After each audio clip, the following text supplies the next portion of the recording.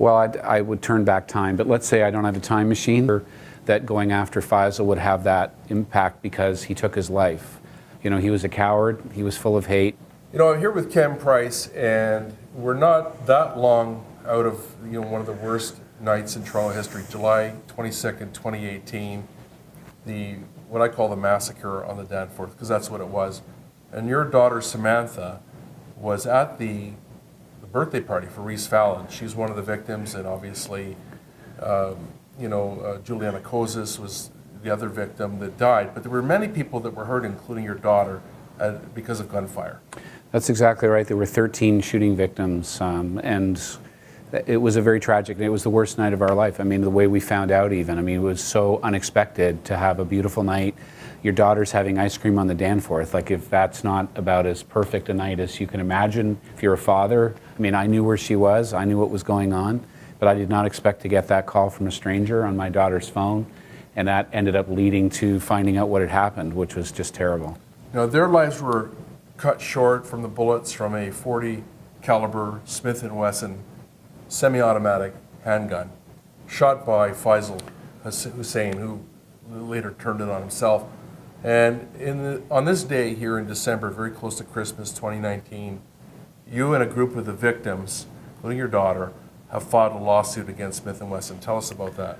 That's right. Well, we've been, advocating in different ways to try to make things safer. We know guns are going to exist. We know people are going to own them, and we're just trying to find ways that we can coexist in the interest of public safety, looking at trends that are happening. So we've advocated through Parliament and through our MPs for different gun rules, but then you start to say, all right, well, that's a discussion about the shooter and who should have guns, but what about the gun itself?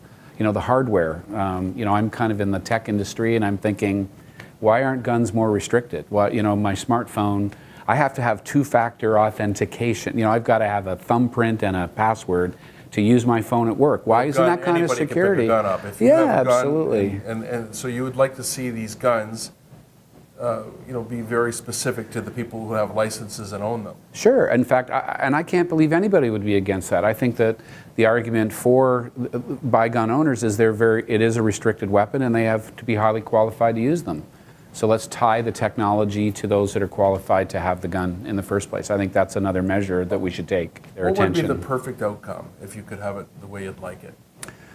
Well, I would turn back time, but let's say I don't have a time machine. So instead I would say, I would like to see all handguns have smart guns. In fact, I'd like to see all guns have some kind of smart technology. I think we should be able to bind the use of an ultra-hazardous product to the user who is entitled to use it. They shouldn't be so free to be able to pass that around. I also think it might have a benefit for, frankly, the illegal gun flow. If it's a deterrent, nothing is going to be perfect, but there's really no deterrence right now to bringing the guns in and just being able to pass them out, because there's nothing that prevents them from being usable right away. Why not sue Faisal Hussein's family? Because he's the one that shot the gun. The gun didn't shoot. It was him that did it. Well, it's a good question, I think. But there are two questions in that. One is, again, focus on the shooter, focus on the what that caused the harm in addition to who caused the harm. I think for us, we've talked about, steps that we can take that will be positive going forward and constructive, and then would go into a bigger societal discussion. I'm not sure that going after Faisal would have that impact because he took his life. He was a coward, he was full of hate, he took his life, and maybe if he had survived, we would have a different attitude towards that. One last question for you, Ken. Your daughter, Samantha, a lot of people are wondering, how is she doing? Thank you for asking. She's actually a second-year student at Western. I'd say physically, considering she had a projectile go right through her hip and out her leg, she's actually done very well that way. She was fortunate that the gun wound wasn't worse. We're here today to remember all the victims of this horrible crime, but also to move it in a direction that maybe prevent another crime, and that's the point of your lawsuit. This is Ken Price. I'm Joe Warmington. Thank you for joining us, and we'll see you in the new year.